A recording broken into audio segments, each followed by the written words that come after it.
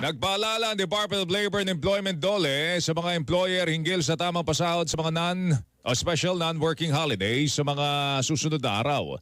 Partikular ito sa October 30, November 1 at November 2. Ayon kay Labor Secretary Benvenido Laguesma, ipapatupad ang no work, no pay policy para sa mga hindi papasok sa trabaho sa mga naturang araw, ngunit magdedepende pa rin ito sa pulisiya ng kumpanya. Kung hindi pumasok ang isang manggagawa, wala siyang tatanggapin na sweldo, maliban na lamang kung mayroon pong favorable na company policy o may practice o kaya naman ay mayroon pong tinatawag na collective bargaining agreement kung saan ay mayroon pong provision na nagsasabing on a special day, mayroon pong bayad ang mga manggagawa. Kasabay nito, sinabi nila Guesba na meron ding dapat matanggap na dagdag sahod ang mga empleyado na papasok sa mga naturang araw at nag-overtime. Subalit kung ikaw po ay nag-overtime pa dahil napakasipag ng manggagawa at medyo nakiusap din ng employer mo na tuloy mo nga ang trabaho para ma-meet natin yung deadline, madadagdagan pa ho ng 30% yung hourly rate niyan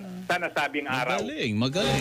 Yun, no? Oo. Kapag ka nataong day off, parang Melo, ng empleyado at pinapasok siya sa trabaho, meron itong dagdag na 50% ng kanyang daily wage sa unang 8 oras na trabaho. Ang dagdag po ay 50% ng basic wage doon sa unang 38 hours of work. Yun dapat malinaw Dapat alam niyo yung karapatan po ninyo at yung aasahan po ninyo. Kasi iba dyan pare, dinadaya pa yung mga empleyado.